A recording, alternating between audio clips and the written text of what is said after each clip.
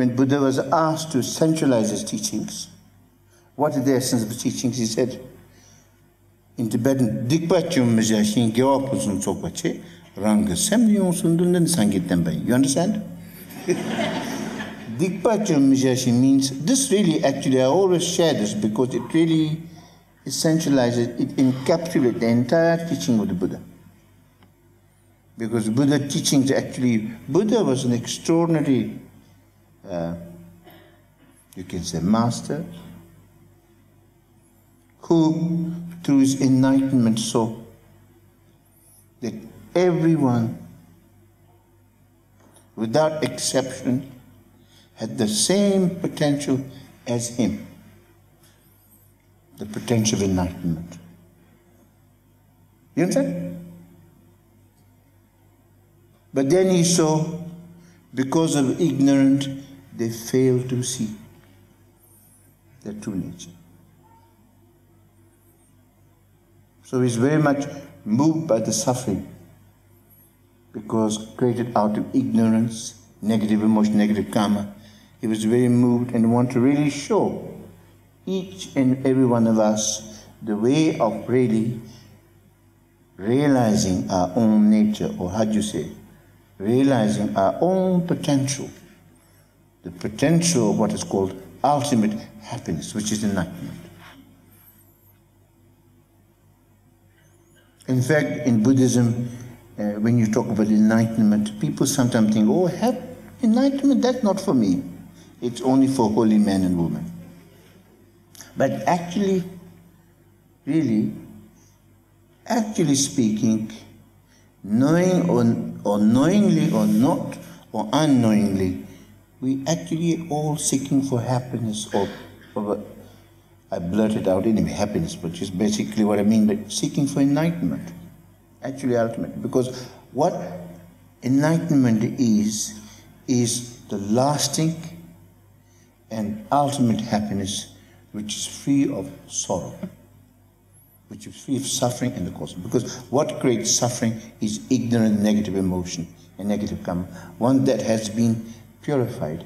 And when we realize the potential, the omniscience, you see, the potential of enlightenment, then each one of us can realize our true natures. Often I think that, you see, I do not like the word Buddhism, because Buddhism limits Buddhism, because it's not an ism at all.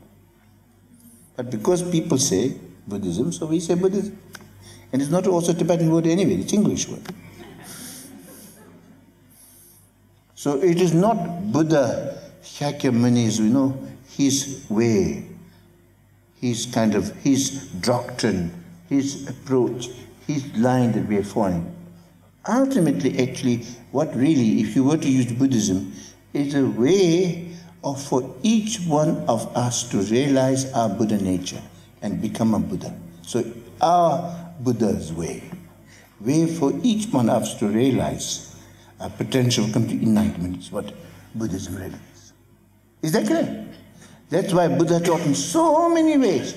He taught in 84,000 different ways that to be. And all of them, when we kind of boil them down, fundamentally, it turned into what are called three vehicles of the teaching of Buddha. I know there are some Buddhist practitioners here, so for their benefit, that's called the basic vehicle, which is sometimes known as Theravada tradition. Then there is the Mahayana, the Bodhisattva vehicle, and there's the Vajrayana. Understand? In fact, this reason why I mentioned this is that because when we talk about when Buddha was asked to centralize his teachings, when he said, these three lines actually point to these three vehicles of teaching of Buddha in an essential way. That's to say, when he said, first line, when you translate roughly into English, it means, commit not a single unwholesome action.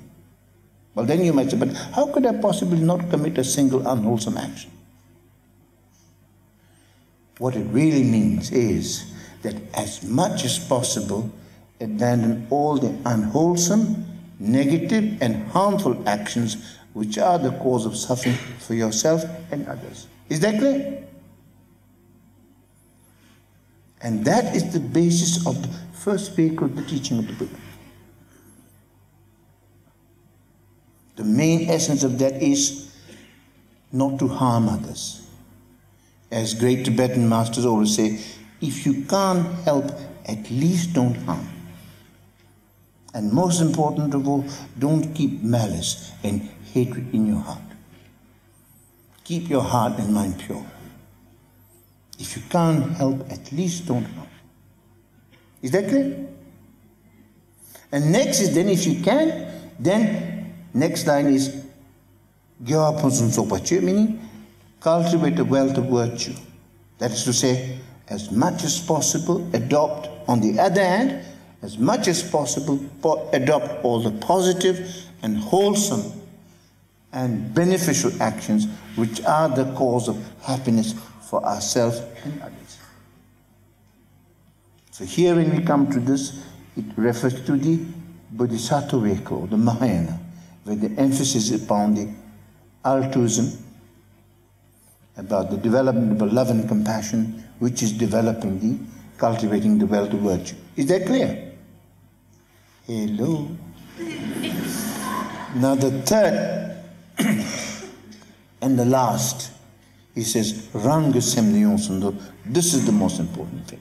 Ranga Semnyon Sundur is to tame this mind of ours. Rang means oneself, Sem is mind, Ndul is to tame. To tame this mind of ours, to transform this mind of ours, to understand this mind of ours, to realize this mind of ours, to conquer this mind of ours. In fact, that is the basis of Vajrayana. But then, if you were to really put it, that many great masters always say, great Tibetan masters always say that if you were to really say what is the essence of the teaching of the Buddha, it is this, Ranga Semnyon Sundur, the last line, the third line, to tame this mind of ours. You understand? To tame this mind of ours. To transform this mind. Because if you conquer your mind, then you will naturally be refraining from harm, you naturally be cultivating virtue. Because when you look at it, who really harms, who really helps, is the mind or the heart. Because we have three things called body, speech, and mind. They are known as in the teachings the three doors. That means through these three, we do positive things or we accumulate negative karma or negative actions. Is that clear? But of these three things, the body and speech are just merely subservient to the mind. Mind or heart is really the boss. Boss. Understand?